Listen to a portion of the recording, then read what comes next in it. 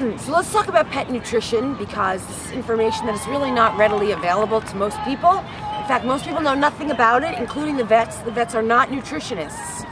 So, not to discredit vets, but they're not nutritionists. So the idea with nutrition here is that when you think about the human digestive system, we basically have something like, and I'm estimating here because everybody's different individual, but we basically have something like 72 hours to digest our food. Up to 72 hours. Whereas a dog has up to 24 hours to digest their food. That means that the food that goes into their body takes basically this much time to pass through, because their systems are smaller. Ours are all winded, our intestinal tract, all of it. Whereas theirs are really small, and they've got 24 hours to take that food in and apply it to the proper places in the body so that the body can use it effectively. The problem is that we're cooking their food. We're giving them baked, prepared food. And their body takes that food in, does not have enough time to assimilate it, to digest it, to break it down, and apply it to all the appropriate places. So instead what happens is the body says, I don't know what to do with this, I don't have enough time to process it, poop, it's gonna come right out. And this is what ends up happening with the dog food we're feeding our dogs, is that it's ending up as poop, and they're not even having enough time to absorb the nutrients, to break down the nutrients, to absorb it and apply it properly to their bodies. It ends up coming out as poop. So what's the solution for that? The solution is raw organic.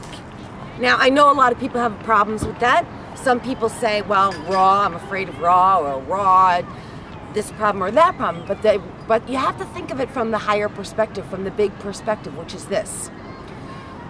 When we're eating a raw organic food, the dog, and even it's true with humans, but we're focusing on dogs in this case, when we're eating a raw organic food, the dog essentially knows, or the dog's body knows, how to apply it. All these nutrients are broken down almost immediately, applied to the proper place. You have less poop to pick up. Now, even more important than that, because there's less poop to pick up and because all the important stuff is applied, there's no smell in the poop either. So that's nice. And even more importantly than that, your dog ends up being healthy for the duration of its life. Now, what happens when the dog hits 14 or 18 or yes, 29? 29 is the age of the oldest recorded dog.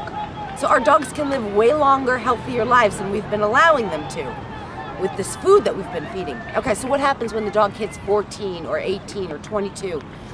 The dog doesn't have to go to the vet because the dog's been eating healthy food its entire life.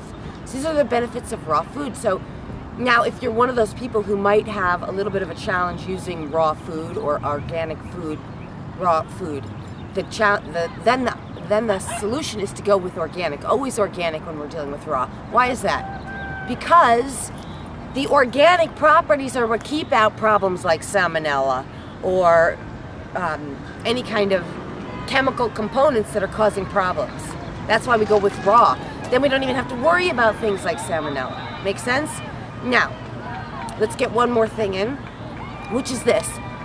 That when we're choosing these organic quality foods for our dogs, raw foods, while they are a little more expensive up front, in fact they're significantly more expensive up front, you have to weigh it against the costs associated with when your dog hits 14 years or 16 or 18 and ends up needing $2,000, $3,000, $4,000 vet bills to keep it alive through surgeries and asthma treatments and allergy treatments and all of these treatments. All of these treatments are basically effects of poor quality nutrition.